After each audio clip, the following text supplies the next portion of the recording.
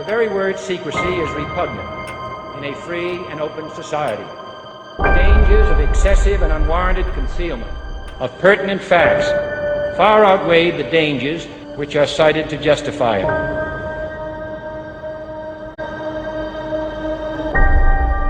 This book is a product of my own struggle to understand how the idealistic institutions our country built to safeguard both public health and democracy suddenly turned against our citizens and our values with such violence. I am a lifelong Democrat whose family has had 80 years of deep engagement with America's public health bureaucracy and long friendships with key federal regulators, including Anthony Fauci, Francis Collins, and Robert Gallo. Members of my family wrote many of the statutes under which these men govern. They nurtured the growth of equitable and effective public health policies and defended that regulatory bulwark against ferocious attacks funded by industry. I built my own alliances with these individuals and their agencies during my years of environmental and public health advocacy. Quiet on set. Camera speed. Take one. But I also watched how the industry, supposedly being regulated, used its indentured servants on Capitol Hill and its financial clout to systematically hollow out those agencies beginning in the 1980s, disabling their regulatory function and transforming them into sock puppets for the very industry Congress charged them with regulating. I explore the carefully planned militarization and monetization of medicine that has left American health ailing and our democracy shattered. I chronicle the troubling role of the dangerously concentrated mainstream media. You're really attacking not only Dr. Anthony Fauci, you're attacking science.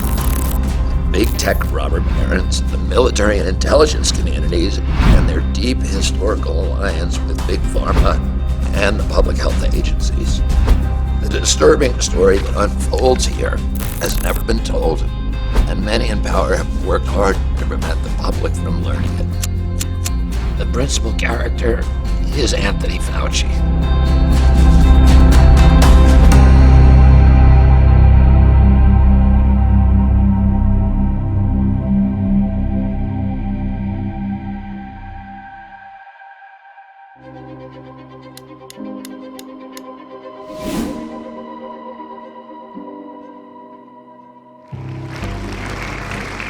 Today, I will be your Master of Ceremonies for Event 201. Today's scenario is going to simulate meetings of a multi-stakeholder group called the Pandemic Emergency Board. This board has been urgently convened by the World Economic Forum. In October of 2019, you have a tabletop simulation that is sponsored by who? The funders, the Gates Foundation, the World Economic Forum, Johns Hopkins School for Security, which is funded by NIH and Gates. The major hosts include not only Gates, but also Avril Haines, who's the former deputy director of the CIA. So what is the CIA doing hosting a simulation on public health? The CIA is not a public health agency. It is an intelligence agency. It does not do public health. The line between disinformation and misinformation is not always an easy one to find. That we shouldn't be trying to control communication, but rather flood the zone. I certainly seen the value of communicating constantly on these issues so as to continue to deal with sort of the vacuum that can be created in this circumstance. All of the disinformation that will be put out, it's going to be important to actually have a response to those questions. There are also intelligence sources identifying multiple foreign disinformation campaigns. Governments need to be willing to do things that are out of their historical perspective, or for the most part, it's really a war footing that we need to be on. It can happen quickly. A Marshall-type plan, don't mean to say that exactly, but a Marshall plan that can go into effect can stimulate change very quickly. The distrust relates to the health system more generally. A step up from the part of the government on enforcement actions against fake news. I think a couple of things we have to consider are, even before this began, the anti-vaccine movement was very strong. and this is something specifically through social media that has spread. So as we move forward, obviously trust in pharmaceuticals and government is very important at this moment. The simulation is a simulation of a coronavirus that has escaped and ends up killing 60 million people around the planet. The Chinese government knew of the escape of the virus by September 12, 2019. Curiously, who is there is George Gao, who is the head of the Chinese CDC. At that time, George Gao almost certainly knew the coronavirus was circulating.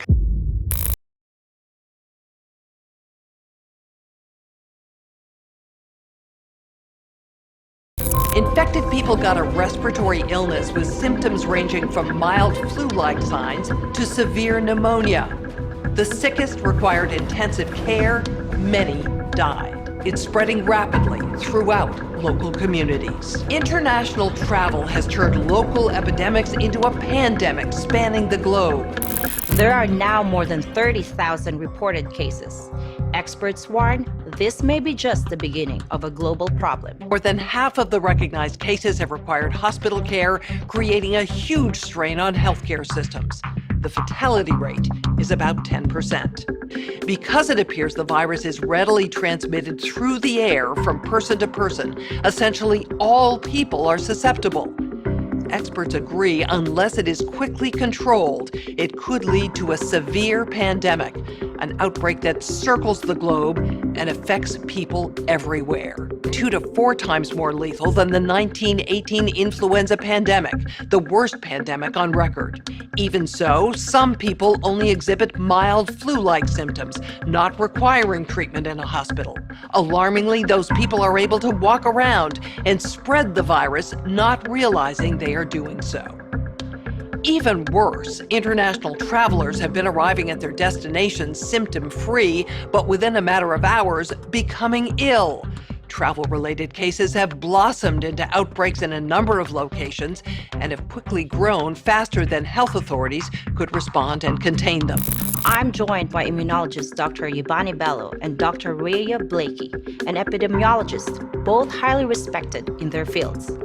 Researchers are working on a vaccine. Even if we discover a good vaccine candidate, we're starting from scratch, and it takes time to test safety and efficacy, typically years. We simply cannot rely on these old timelines and processes. With enough money and political will, anything is possible. Our U.S. affiliate has just released polling results on public expectations for a vaccine. A majority of Americans expect a vaccine to be available within 2 months, and 65% of those polled are eager to take the vaccine, even if it's experimental. In related news, a significant demand for personal protective equipment like N95 masks and gloves are on the rise due to the pandemic. However, globally, hospitals are running low. Additionally, other critical medical supplies such as saline and antibiotics are dwindling. Countries and companies are reportedly stockpiling supplies, disrupting healthcare supply chains, causing dangerous shortages in many parts of the world. What you just witnessed were highlights from Event 201. This pandemic simulation exercise of the coronavirus took place about 6 weeks before the first illness from the coronavirus was actually reported in Wuhan, China.